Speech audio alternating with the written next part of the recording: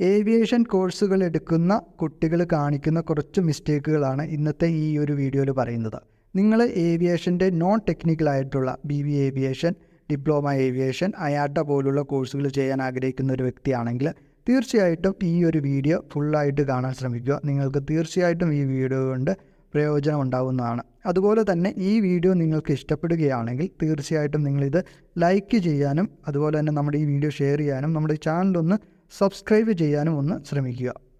ഏവിയേഷൻ്റെ കോഴ്സുകൾ എടുക്കുന്ന കുട്ടികൾ കാണിക്കുന്ന ഏറ്റവും വലിയ മിസ്റ്റേക്കുകൾ എന്തൊക്കെയാണെന്ന് നോക്കാം. അതിനു മുമ്പ് ഞാനിവിടെ പറയാൻ പോകുന്ന കോഴ്സുകൾ എന്ന് പറയുന്നത് ഏവിയേഷൻ നോൺ ടെക്നിക്കലായിട്ടുള്ള കോഴ്സുകളാണ്. അതായത് ഇത് പഠിച്ചു കഴിഞ്ഞാൽ മെയിനായിട്ടും ഈ പറയുന്ന കസ്റ്റമർ ഹാൻഡ്ലിങ് അതുപോലെ തന്നെ ഗ്രൗണ്ട് ഓപ്പറേഷനിലാണ് കൂടുതലായിട്ടും ജോലികൾ കിട്ടുന്നത്. അതിൻ്റെ റിലേറ്റഡ് ആയിട്ടുള്ള കാര്യങ്ങളാണ് പറയാൻ പോകുന്നത്. അപ്പോൾ ഇവർ കാണിക്കുന്ന ഏറ്റവും വലിയ മിസ്റ്റേക്ക് എന്ന് പറയുന്നത് +2 ശേഷം ഡയറക്റ്റായിട്ടൊരു ഡിപ്ലോമ പ്രോഗ്രാം ഇവർ എടുക്കാൻ പോകും. അതായത് ഇപ്പോൾ നമുക്കിപ്പോൾ ഏവിയേഷൻ്റെ ഒരു കോഴ്സിനെ കുറിച്ച് ഡിവൈഡ് ചെയ്യുകയാണെങ്കിൽ നമുക്ക് രണ്ടായിട്ട് ഡിവൈഡ് ചെയ്യാൻ പറ്റും. ഒന്ന് ഡിപ്ലോമ പ്രോഗ്രാംസും ഒന്ന് ഡിഗ്രി പ്രോഗ്രാംസുമാണ്. അപ്പോൾ +2 കഴിഞ്ഞ ഒരു കുട്ടി ഡയറക്റ്റായിട്ടൊരു ഡിപ്ലോമ പ്രോഗ്രാമിന് പോകുമ്പോൾ എന്താ പറ്റുന്നതെന്ന് വെച്ച് കഴിഞ്ഞാൽ ഇപ്പോഴത്തെ എയർലൈൻസിൻ്റെ ഒക്കെ അവരുടെ ജോബ് നോട്ടിഫിക്കേഷനിൽ അവർ വ്യക്തമായിട്ടൊരു കാര്യം പറയുന്നുണ്ട്. അവരുടെ ഗ്രൗണ്ട് ഓപ്പറേഷനിലായാലും കസ്റ്റമർ ഹാൻഡിലേറ്റൊക്കെ എടുക്കുന്ന ആളുകൾക്ക് ബേസിക് ആയിട്ടൊരു ഒരു ഗ്രാജുവേറ്റ് ആയിരിക്കണം. അപ്പോൾ അവർ ബേസിക് ക്വാളിഫിക്കേഷൻ പറയുന്നത് ഗ്രാജുവേറ്റ് ആയിരിക്കണം എന്നാണ് പറയുന്നത്.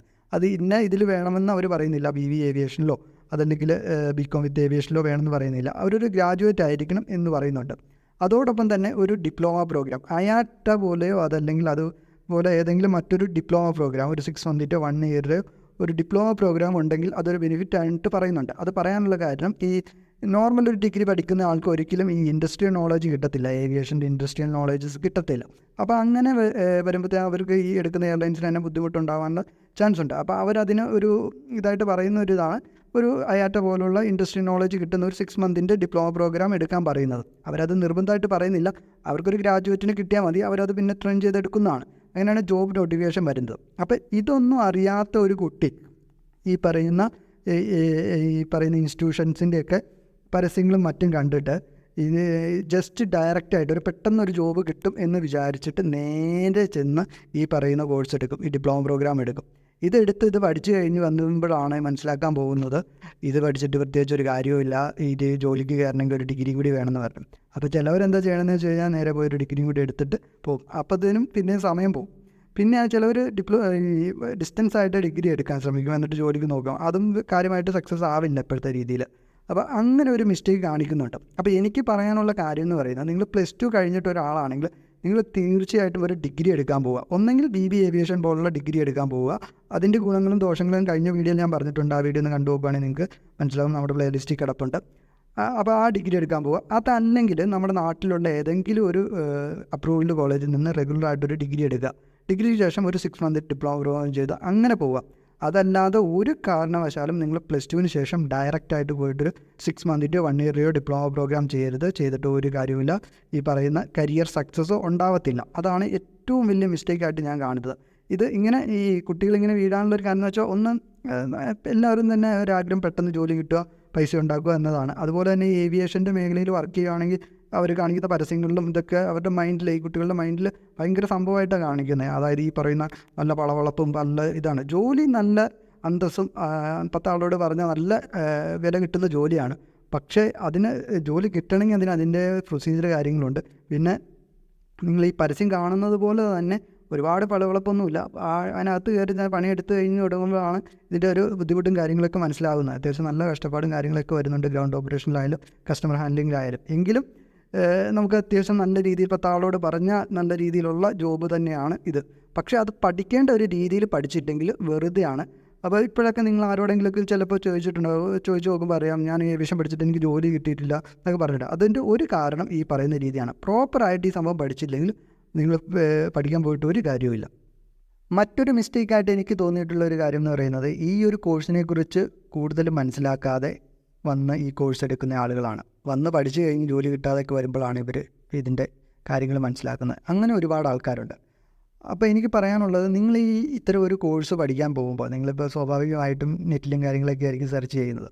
അപ്പോൾ അങ്ങനെ സെർച്ച് ചെയ്യുമ്പോൾ തന്നെ ഇപ്പോൾ കേരളത്തെ സംബന്ധിച്ച് 100 കണക്കിന് ഇൻസ്റ്റിറ്റ്യൂഷൻസ് വരുന്നുണ്ട്.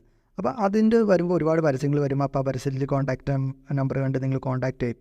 അപ്പോൾ അവിടെ ഇരിക്കുന്ന അതായത് ഇൻസ്റ്റിറ്റ്യൂഷനിൽ ഇരിക്കുന്ന മാർക്കറ്റിംഗ് ടീം പറയുന്നത് മാത്രമല്ല നിങ്ങൾ ശ്രദ്ധിക്കേണ്ടത്. അതല്ലാതെ ഈ കോഴ്സ് പഠിക്കുന്ന ആളുകൾ, അതുപോലെ തന്നെ പഠിച്ച് കഴിഞ്ഞ ആളുകൾ, അതുപോലെ തന്നെ ഇതിൽ വർക്ക് ചെയ്യുന്ന ഇൻഡസ്ട്രിയിൽ വർക്ക് ചെയ്യുന്ന ആളുകളോടൊക്കെ നിങ്ങൾ സംസാരിക്കാൻ ശ്രമിക്കുക. അതപ്പോൾ എങ്ങനെ സംസാരിക്കാൻ ശ്രമിക്കുക എന്നുള്ളതെന്ന് വെച്ചാൽ വളരെ സിമ്പിളാണ്. ഇപ്പോൾ സോഷ്യൽ മീഡിയ ഉള്ളതുകൊണ്ട് ഒന്ന് മെനക്കെട്ട് കഴിഞ്ഞാൽ, കുറച്ച് മെനക്കെട്ട് കഴിഞ്ഞാൽ ഈ പറയുന്ന ആളുകളുടെയൊക്കെ കോൺടാക്റ്റ് കിട്ടാനുള്ള ചാൻസ് ഉണ്ട്. അപ്പോൾ അവരോടൊക്കെ മെസ്സേജ് അയച്ച് ചോദിച്ചു കഴിഞ്ഞാൽ ഒരുമാതിരിപ്പെട്ട ആൾക്കാരൊക്കെ അവർ ഫ്രീ ഒക്കെ ആകുമ്പോൾ ഇത്തരം കാര്യങ്ങൾ പറഞ്ഞു തരും. കാരണം അവർക്ക് അവരുടെ അനുഭവങ്ങൾ കറക്റ്റ് പറഞ്ഞു തരും. ഒരുമാതിരിപ്പെട്ട ആളുകളെല്ലാം പറഞ്ഞു തരും. അപ്പോൾ അങ്ങനെ പല ആളുകളോട് കൂടി സംസാരിച്ചതിന് ശേഷം മാത്രം ഇതെടുക്കുക.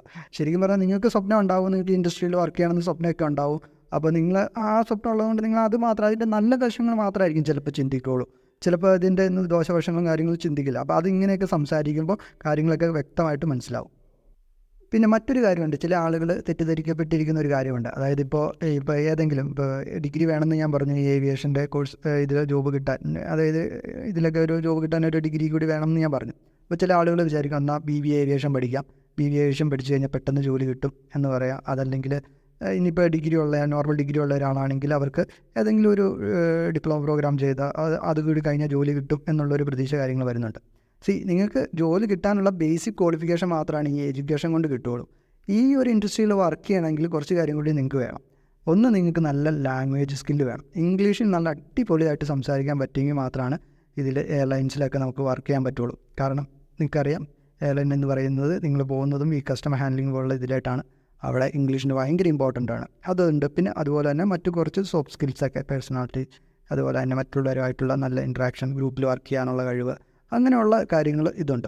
ഇത് പലപ്പോഴും പല ആളുകൾക്കും അറിയില്ല. എല്ലാവരും ഈ തിയറി പഠിച്ചു, ഇത് പഠിച്ചു കഴിഞ്ഞാൽ ഓക്കെയാണ് എന്ന് പറഞ്ഞിട്ട് ഇപ്പോൾ അത് ഒരു ഇതാണ്. അത് നിങ്ങൾ പ്രത്യേകം ശ്രദ്ധിക്കണം. നിങ്ങൾ ഈ കോഴ്സ് പഠിക്കുന്നതോടൊപ്പം തന്നെ നിങ്ങൾക്ക് ലാംഗ്വേജിൽ കുറവുണ്ടെങ്കിൽ നിങ്ങൾ ലാംഗ്വേജ് ഇമ്പ്രൂവ് ചെയ്യാൻ ശ്രമിക്കുക.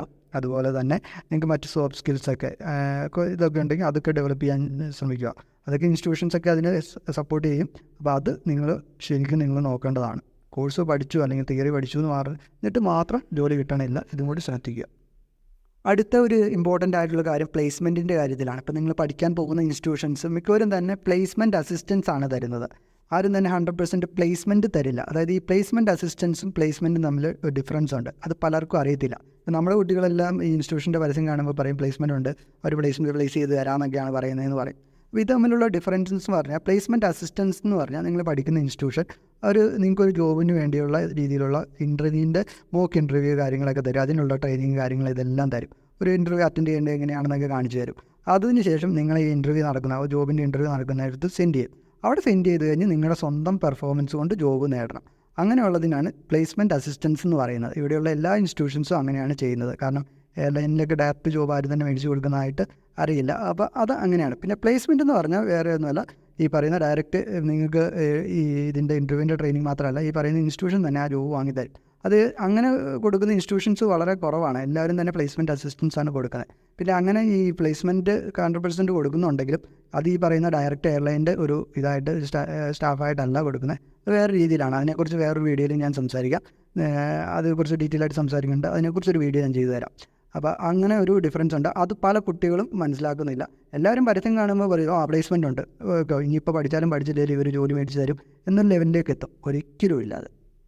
അപ്പോൾ ഇതൊക്കെയാണ് മെയിനായിട്ടുള്ള മിസ്റ്റേക്കുകൾ വരുത്തുന്നത്. അപ്പോൾ ഇത്തരത്തിലുള്ള മിസ്റ്റേക്കുകളൊക്കെ നോക്കി അതൊക്കെ മാറ്റിയൊക്കെ ചെയ്യാൻ പറ്റുവാണെങ്കിൽ വളരെ നല്ലൊരു ഇൻഡസ്ട്രിയാണ്, വളരെ നല്ലൊരു കരിയർ ഡെവലപ്പ് ചെയ്യാൻ പറ്റുന്ന ഒരു ഇതാണ്. അതായത് വേറെ ഒന്നുമല്ല, നിങ്ങൾ പ്രോപ്പർ വേയിൽ ഇത് പഠിച്ച് നല്ല ഇംഗ്ലീഷിൽ കമ്മ്യൂണിക്കേഷൻ സ്കില്ലുണ്ട്, അതുപോലെ തന്നെ ഈ പറയുന്ന മറ്റു സോഫ്റ്റ് സ്കില്ല് കാര്യങ്ങളൊക്കെ ഉണ്ട്. നിങ്ങൾക്ക് പഠിച്ചിറങ്ങുമ്പോൾ തന്നെ അല്ലെങ്കിൽ ഒരു ആദ്യത്തെ ഒരു ഇതിലോ അതല്ലെങ്കിൽ രണ്ടാമത് ഇതൊക്കെ വരുമ്പോൾ തന്നെ ഒരു എയർലൈൻ്റെ ഡയറക്റ്റ് സ്റ്റാഫായിട്ട് നിങ്ങൾക്ക് വർക്ക് ചെയ്യാൻ പറ്റുന്നുണ്ടെങ്കിൽ നിങ്ങളുടെ കരിയർ സക്സസ് ആണ്. നിങ്ങൾക്ക് വലിയ ഇതിലായിട്ട് പോകാൻ പറ്റും. നല്ല സാലറി കാര്യങ്ങളെല്ലാം നിങ്ങൾക്ക് കിട്ടും.